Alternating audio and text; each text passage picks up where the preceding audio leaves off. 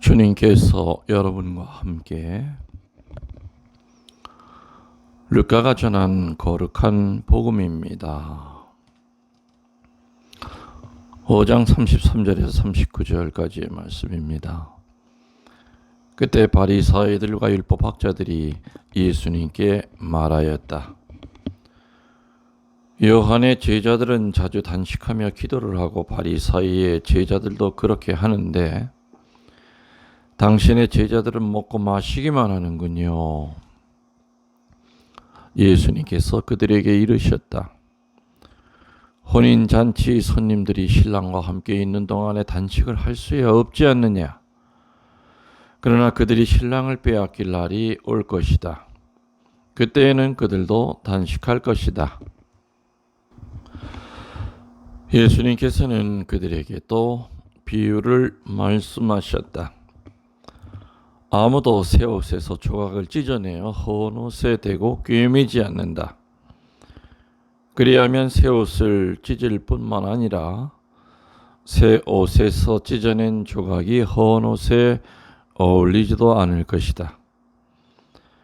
또한 아무도 새 포도주를 헌 가죽 부대에 담지 않는다. 그렇게 하면 새 포도주가 부대를 터뜨려 포도주는 쏟아지고 부대도 버리게 된다. 새 포도주는 새 부대에 담아야 한다. 묵은 포도주를 마시던 사람은 새 포도주를 원치 않는다. 사실 그런 사람은 묵은 것이 좋다고 말한다. 주님의 말씀입니다. 참 예수님, 주님의 이름으로 평화를 빕니다. 오늘 복음의 루카복음이죠. 5장 33절에서 39절을 같이 읽었습니다. 어떤 얘기가 나옵니까? 단식 얘기가 나오죠. 어떤 율법학자들 또 바리사이들은 자기들이 어떤 예수님보다 훨씬 더 하느님에게 가까이 가 있다고 또 생각을 했고 또 그 자부심으로 버티고 살았고 또 그것이 또 전통으로 내려오는 것을 또 어떤 것이라도 지키려고 애를 썼었습니다. 근데 예수님이 나타나서 좀 파격적인 모습을 보이죠. 그리고 또 군중들은 자기들을 쳐다보는 눈과 예수님을 쳐다보는 그 눈이 달랐습니다. 훨씬 더 존경을 하는 것 같고 또 자기들의 권위보다는 그 사람의 권위에 더 매료되는 것 같은,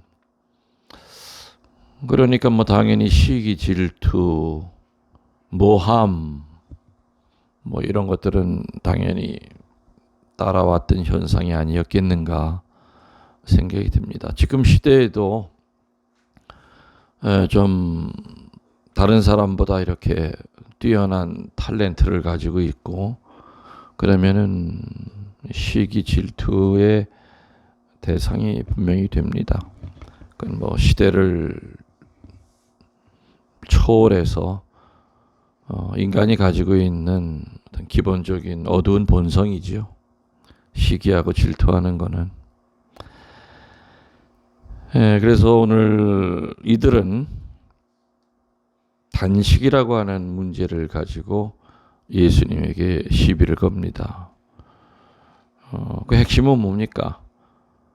요한의 제자들이 단식하고 바리사이들의 제자들도 그렇게 단식을 하는데 왜 예수 당신의 제자들은 먹고 마시기만 합니까?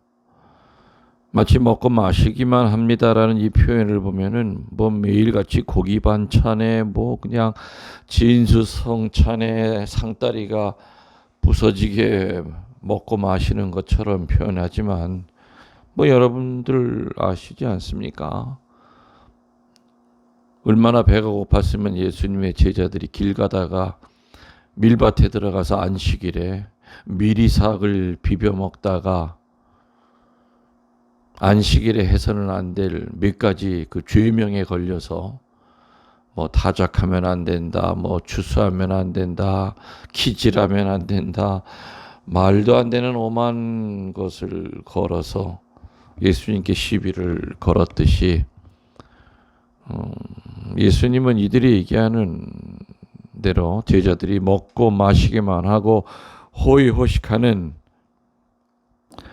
그런 집단들이 아니었습니다. 근데 아무튼 시비를 겁니다. 왜 단식 안 하냐고. 당신의 제자들은 왜 먹고 마시기만 하느냐고 얘기합니다. 오늘 예수님께서는 참 이들의 그 트집에 역시 차분하게 또 어느 누구의 입에서도 나올 수 없는 그런 권위 있는 말을 하시면서 그들에게 이르셨죠.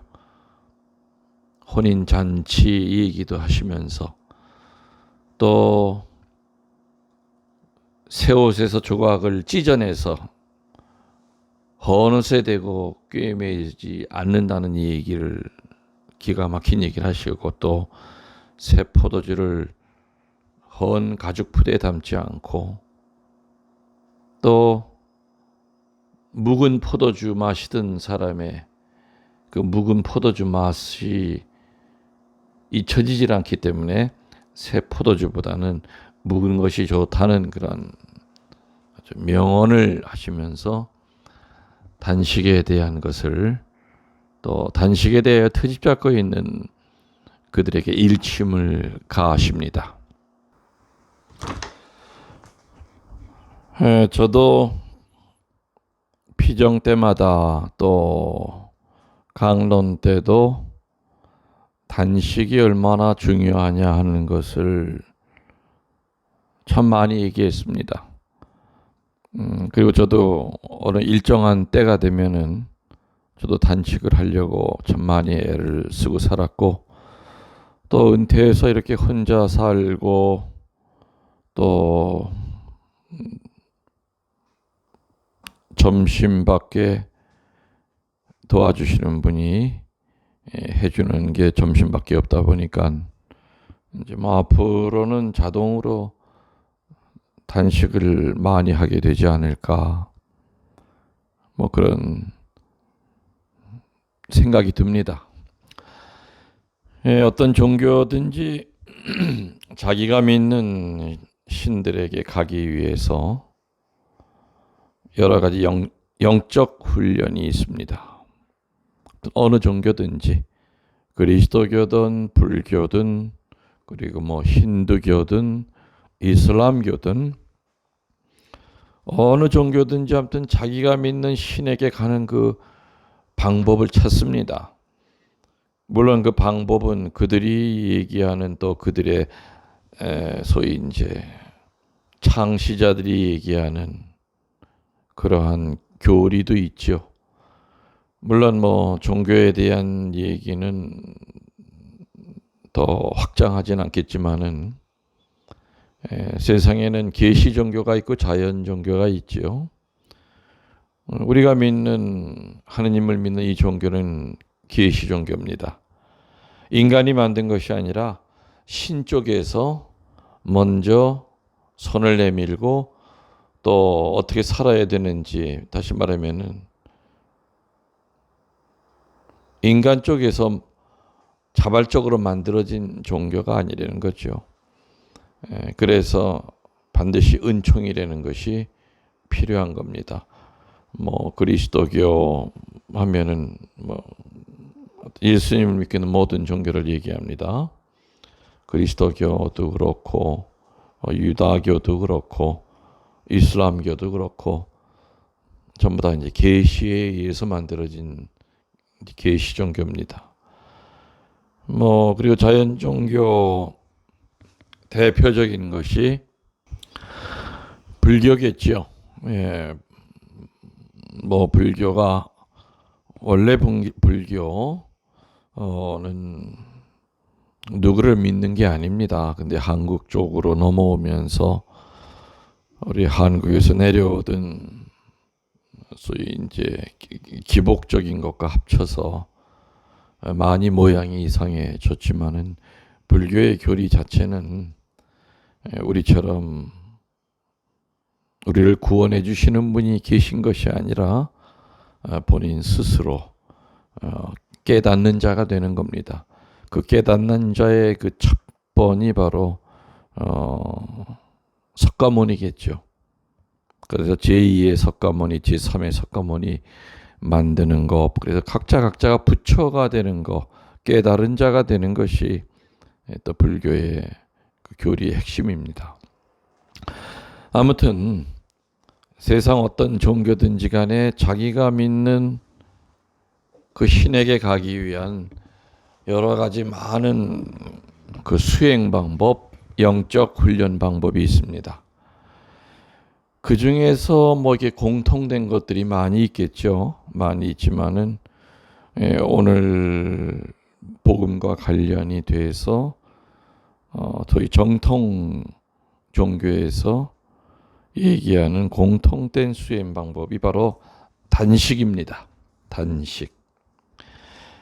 아주 중요했던 거죠. 그래서 불교 쪽에서도 보면은 여름이면 하한 거 하면서 단식에 들어가고요. 겨울이면 이제 동한 거를 하면서 또 단식에 이렇게 들어갑니다. 그래서 제대로 된 정말 스님들이면은 겨울에 동한 거 들어가면서 철저하게 일정한 기간 동안 단식을 하고 또 하한 거가 되면은 동굴 속에 들어가서 그야말로 좁쌀과 솔잎과 물만 먹으면서 단식을 합니다. 단식을 하면은 일단 육신은 마릅니다. 육신은 마르지만은 영이 맑아지죠.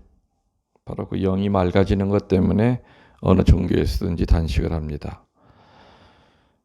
우리 천주교도 역사를 보면은 초대 교회 때부터 한 3세기까지는 철저하게 단식을 했고 아주 중요시했습니다. 물론 그 수도자들만 하는 것은 아니었고 일반 교우들도 단식을 철저히 했습니다. 그러다가 점점 이 단식의 중요성, 단식이 가져다주는 영적인 그 은총에 대한 것이 강조가 안 되고요. 그리고 또 점점 세상이 풍요로워지고 먹을 것이 많다 보니까 교회에서도 그런 단식을 축소합니다.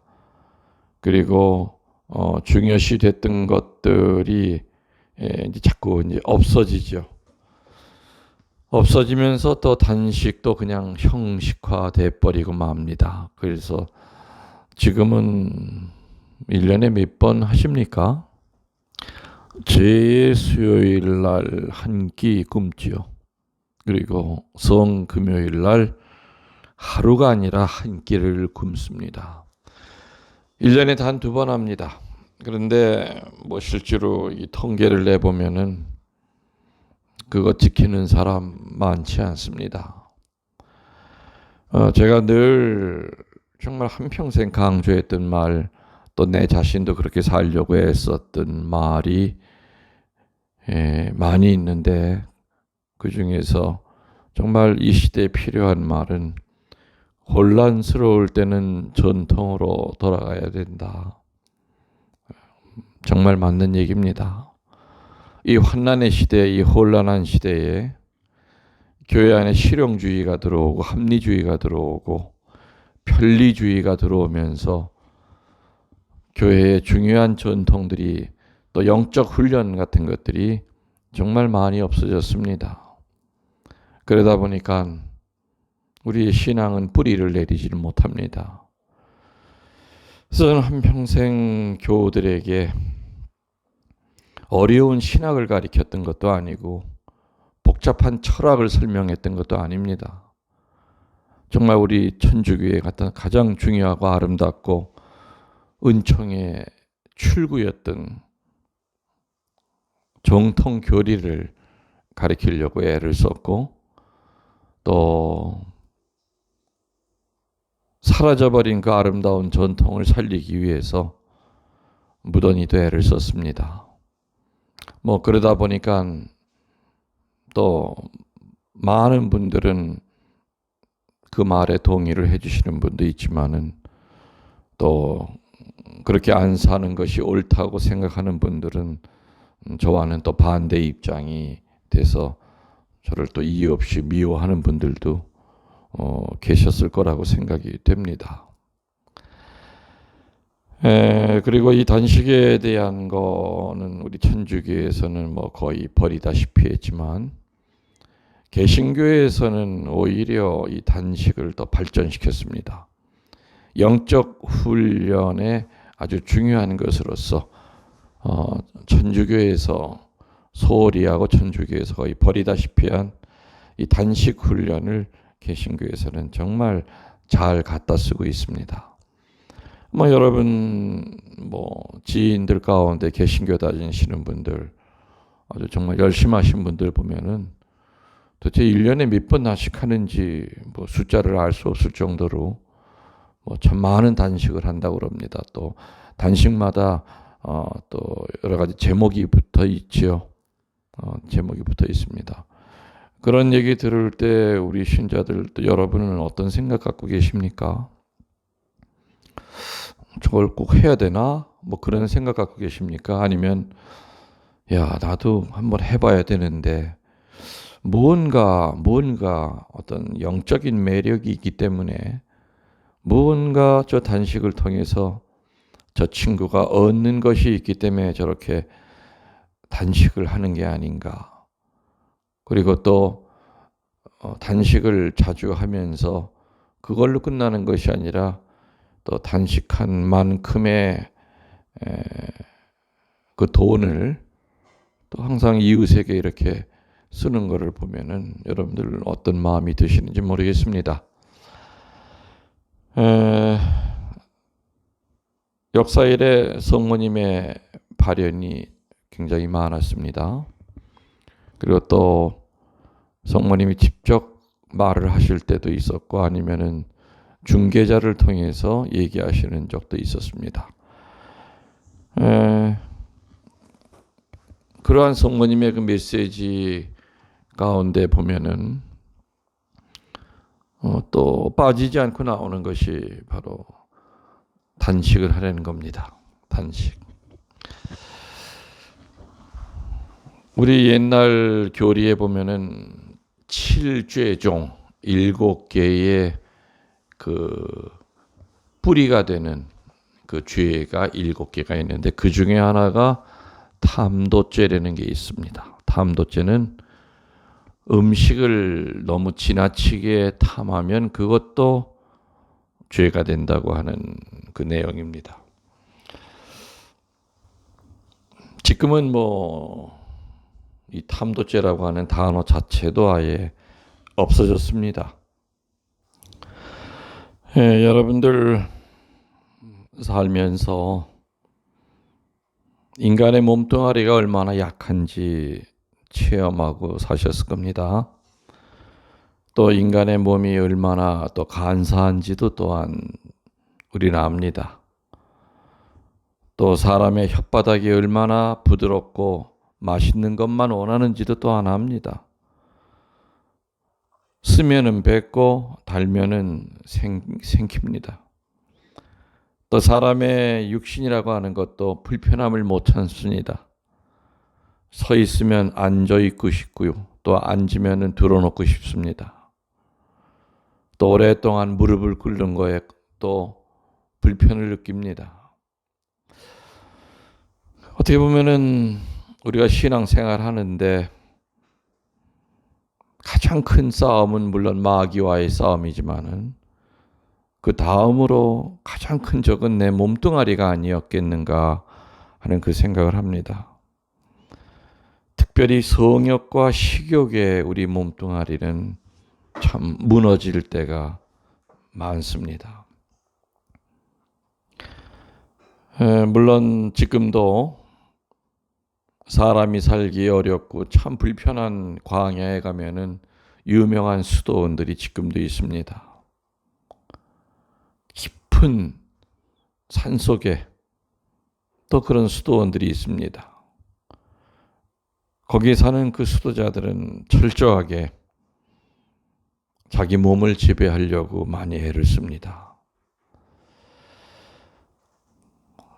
음식을 너무 지나치게 탐하는 사람들은 의학적으로도 성욕이 강해질 수밖에 없다고 그럽니다. 성욕이. 프란치스코 사베리오 성인이 그런 얘기를 하셨습니다. 마음은 행위의 원천이고 행위는 마음의 반영이다. 사실 같은 말입니다. 행위가 나오는 원천은 마음이고 또 마음의 그 반영이 드러나는 것이 바로 우리의 행위라는 거죠. 마음은 행위의 원천이요 행위는 마음의 반영이다. 이 말을 풀이하면은 손을 모으면 마음도 모아지는 것이고 손을 모으게끔 기도하는 손을 만드는 그 원천이 바로 또 마음이라는 겁니다. 무릎이 꿇어지면 마음도 꿇어지고 우리의 영혼도 꿇어지는 것이고 또 우리의 무릎을 꿇게 만드는 것도 우리의 마음에서 나온다는 그런 얘기겠죠. 이만큼 우리의 마음과 우리의 행위는 아주 밀접한 관계를 가지고 있고 상호 어둠을 줄 수도 있고 또 상호 축복을 줄 수도 있는 그런 관계입니다. 오늘 예수님이 얘기하시는 이 단식의 목적은 결국에는 거칠의 단식을 해서는 안 된다는 겁니다. 그러면은 단식의 목적은 뭡니까? 그냥 단순히 밥 안 먹고 살 빼는 데 있는 것이 아니라 단순히 굶는다는 그런 데 있는 것이 아니라 한마디로 얘기하면 영적 분별을 얻기 위해서입니다. 단식을 하면은 아까 얘기 드렸듯이 몸은 힘듭니다. 그렇지만 그 단계 어느 정도의 그 단계를 벗어나면 영이 맑아집니다. 그래서 그전에는 안 보였던 그 꼬였던 실타래의 처음과 끝이 보이기 시작합니다. 분별이 되기 시작합니다. 그래서 여러분들 사시면서 힘들고 어렵고 뭔가 꼬이고 겹치고 어디가 앞인지 어디가 뒤인지 기도 아무리 해도 그냥 어둠만 가득 차 있고 그럴 때는 단식 시작하십시오. 독한만 먹고 단식하십시오.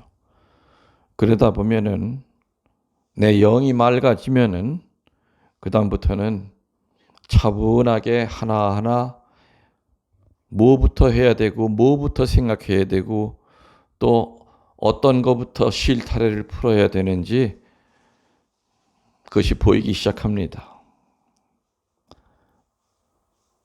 엉켜진 것도 쉽게 풀립니다. 그래서 이 단식은 다른 말로 치유입니다. 동물들도 병들면은 입에다가 고기 앞에 놔줘도 안 먹습니다. 굶습니다. 그것도 사람들도 몸이 너무 피곤하거나 몸이 아프면 음식을 가까이 하지 않습니다. 물론 아플수록 음식을 먹어야 된다고 하는 그런 의학적인 소견도 있지만 또 한편으로는 어느 정도는 하느님께서 우리들을 만들 때 육신이 아플 때는 또 영이 아플 때는 단식을 통하여 치유되게끔 그렇게 만들어 주신 부분도 분명히 있습니다. 밥 잔뜩 먹고 여러분들 기도 되십니까? 안 됩니다. 밥 잔뜩 먹고 묵주 굴리면 트림밖에 안 나오고 눈 감깁니다.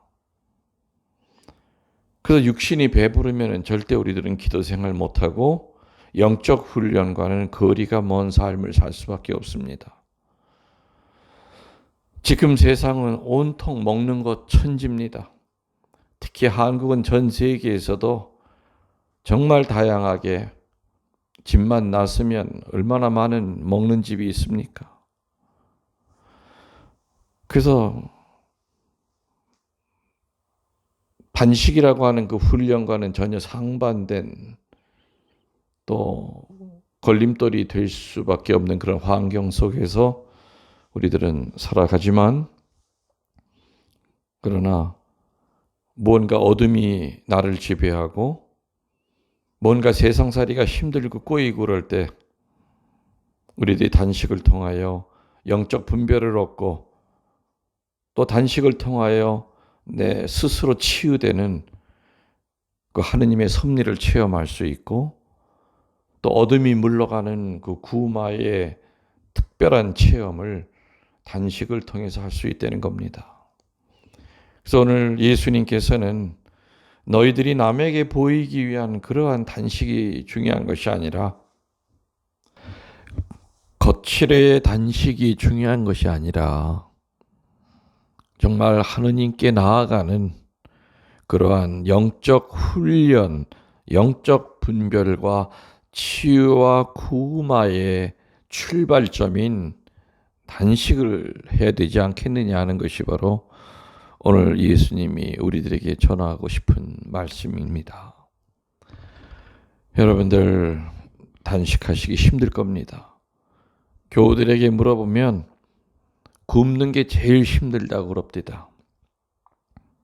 그렇지만 내가 영적으로 완덕으로 나갈 마음이 있다면, 그리고 그런 의지가 있다면 처음부터 무리하게 단식하지 마시고 나름대로 어떤 날을 정해서 그날은 정말 침묵하면서 봉쇄 수도자처럼 살아보시는 것이 어떤가 생각이 됩니다. 저는 지금 이곳 아파트에 와서 5일째 이제 보내고 있습니다. 물론 첫날, 둘째 날 아직까지도 낯설고 또 아직까지도 월요일 날 빼고는 한 번도 땅을 밟아보질 않았습니다. 그리고 그전보다는 하늘이 가깝기 때문에 하늘을 많이 쳐다봅니다. 저는 둘째 날부터인가 이 불편한 마음을 나름대로 이렇게 바꾸기 시작했습니다. 그래, 내가 지금 봉쇄 수도원에 와서 피정을 하고 있구나. 그리고 앞으로 은퇴의 그 삶을 어떻게 아름답게 살 것인지를 지금은 피정할 시간이구나. 여러분들도 나름대로 고독한 장소, 그리고 성인들이 찾아가고 예수님이 찾아갔던 그런 광야를 만드셔야 될 겁니다. 그 광야에서 단식과 기도로 여러분을 완덕으로 이끄시기를 축원하겠습니다.